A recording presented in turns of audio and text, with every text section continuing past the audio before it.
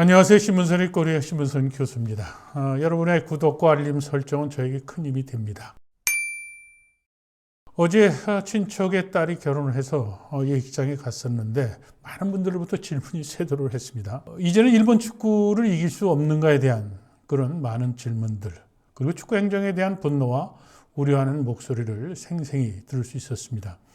어제 결혼식장에서 장황히 제가 설명할 수 없어서 오늘 이 영상을 제작하겠다는 마음을 먹게 된 겁니다.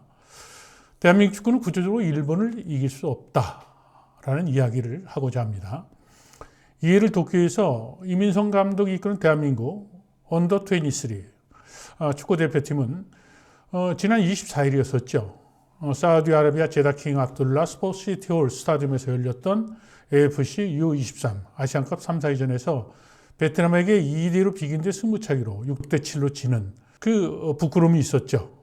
자, 한국 축구 역사상 U23에서 베트남에게 첫 패배를 기록한 역사로 기록이 되는 날이었습니다.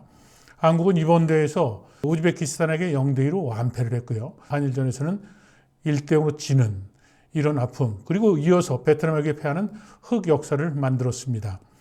이제 동남아 축구에게 잡히는 한국은 아시아에서도 2류, 3류로 밀려났다고 비판의 그 목소리를 듣고 있습니다.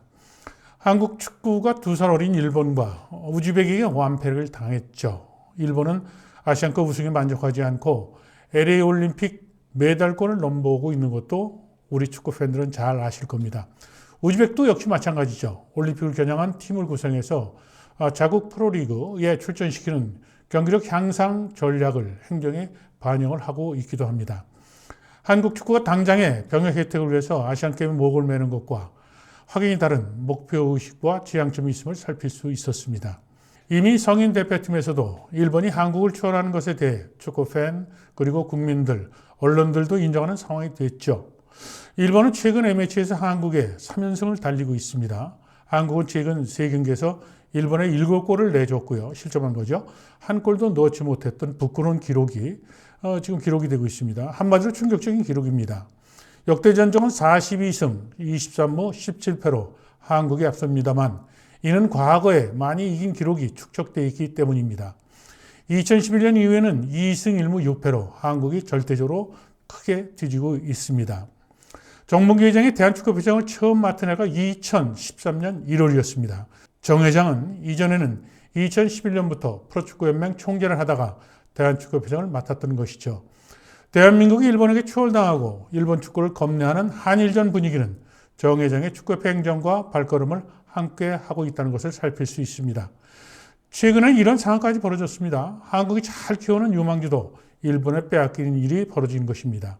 가수 김정민 아들로 유명한 공격수 김도현은 FC서울 유스에서 축구를 시작했지만 현재 일본으로 건너가 U17 일본 대표팀에서 뛰고 있습니다. 여러분들 보도를 통해서 다 익히 알고 있는 사항이죠.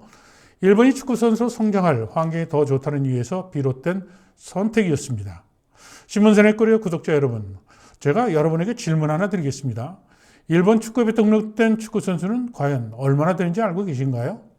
일본은 등록 선수가 84만 명이나 됩니다. 84만 명. 숫자가 여러분들 피부에 확 와닿지 않겠죠. 한국의 축구 선수가 대한축구협에 등록된 숫자를 살피면 그 소리가 날 겁니다. 최근 일본 풋볼 채널은 한국의 축구 선수는 약 11만 명으로 일본의 84만 명의 그 수준의 말이죠. 8분의 1 수준이라고 이렇게 보도를 하는 것을 제가 볼 수 있었습니다. 축구팀도 일본이 15배 이상 더 많습니다. 시장의 사이즈, 즉 규모는 경기력과 국가대표의 경쟁력과 직결이 된다고 저는 판단하고 있거든요. 일본 축구는 대표팀뿐만 아니라 각 연령대에서 한국을 가볍게 이기는 성과를 내고 있지만 한국은 일본과 각종 연령대 대표팀 대회 때마다 일본만 만나면 작아지고 주눅들어 경기하는 상황이 되풀이되고 있는 겁니다.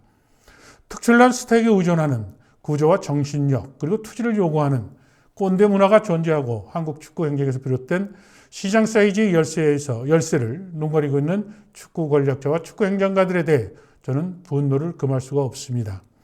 실제로 한국은 J리그 30년 구상, 일본 축구 100년 대계 같은 장기 플랜이 없었습니다. 얼마 전 끝난 U23 아시안컵에서 졸전에 대해 이민성 감독에게 비판하고 비난하기에 앞서 축구 권력자의 축구에 대한 행정적 무능과 대한민국 축구의 비전을 제대로 설계하지 못하고 능력 있고 책임감 있는 축구 행정가를 기용하지 못하는 협회의 책임이 축구 팬들과 국민들은 더 우려하고 있다는 목소리를 높이고 있습니다. 자, 최근 한국 축구의 암울한 미래에 대해 걱정되는 기사를 또 하나 발견할 수 있었습니다. 한국은 1명, 일본은 무려 7명. 이것이 무슨 제목일까요? 충격적인 아시아 올해의 유스팀 발표에 대한 기사가 바로 한국 축구와 일본 축구를 단적으로 비교하는 내용으로 보도가 됐던 겁니다. 이 내용은 국제축구 역사 통계연맹이 발표한 내용입니다. 국제축구 역사 통계연맹 IFFHS가 발표한 2025년 아시아축구연맹 올해의 팀 한국은 양민혁이 유일하게 이 팀에 이름을 올린 반면에 일본은 7명이나 선정이 됐습니다. 국제축구 역사 통계연맹이 지난해 기준 20세 이하 선수를 중심으로 한 올해의 아시아축구연맹 유스 베스트 11을 선정해 공개를 한 것이었었죠. 한국 선수는 단 1명, 일본 선수는 절반을 넘는 7명이 선정돼 한국과 일본 축구가 희비가 엇갈렸다는 겁니다. 20세 미만의 아시아 올해의 팀에 3-4-3 전형으로 짠 베스트 11에는 양민혁을 제외한 나머지 선수들 중에서 올해 유스팀에 일본 선수가 7명이 있었다는 것을 제가 앞서도 이야기를 했었죠. 지난해는 양민혁 선수는 최전방 공격수의 이름을 올린 적이 있었던 것을 참고적으로 말씀을 드립니다. 일본 선수는 7명이나 이제 선정됐다고 제가 말씀을 드렸는데 최전방 공격수로는 시오가이 켄토, 볼프스부르크에서 뛰고 있는 선수입니다. 그리고 지난 2024년까지 요코하마 F 마리노에서 뛰다가 NEC, 네이메헨, 네덜란드 팀이거든요. 그 네덜란드 팀을 거쳐서 최근 볼프스부르크와 계약을 하면서 유럽 빅리그에 입성한 성공한 차세대 공격수로 꼽을 수가 있습니다. 여기에 이미 A대표팀 경력을 보유한 고토 게이스케, 신트 트라 위던 팀에서 뛰고 있는 선수죠. 그리고 이번 AFC U23 아시안컵 최우수 선수 MVP였었죠. 사토 류노스케가 미드필더로 선정이 됐습니다. 또 고스기 게이타, 프랑크푸르트 소속이고요. 이치아라 리온, 오미야 아르디자 소속, 그리고 사이토 슌스케, 베르테르로 팀의 3백에 이제 뛰고 있는 선수인데 이 세 명의 일본의 3백이 모두 휩쓸었고요. 골키퍼마저도 수지키 자이언, 파르마팀에서 지금 뛰고 있는 선수입니다. 유망주죠. 2002년생입니다. 어린 나이라는 어떻게 보면 유망성과 포지션의 특수성, 골키퍼는 포지션의 특수성을 고려해서 이번 유스팀에 선정된 것으로 저는 이렇게 해석을 합니다. 사실 지난 2023년만 하더라도 올해 아시아 유스팀엔 한국 선수가 배준호, 스토크시티에서 뛰고 있죠. 강원FC 이승원, 그리고 카이저 슬라우테른의 김지수, 그리고 울산 HD의 최석현, 수원삼성의 김준홍, 이렇게 무려 5명이나 뽑혔고요. 일본은 단 1명이 그쳤었거든요. 그러나 지난해 이제 한국은 양민혁, 일본은 3명. 그 수가 역전되더니 올해는 격차가 충격적인 수준으로 더 벌어졌다는 겁니다.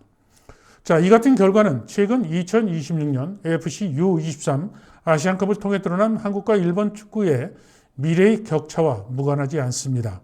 당시 이민성 감독이 이끈 한국은 부진한 경기를 끝에 4위에 머무는 반면에 일본은 2살 어린 U21 대표팀으로 대회에 나서고도 압도적인 우승을 차지한 것 여러분 다들 잘 알고 계시지 않습니까?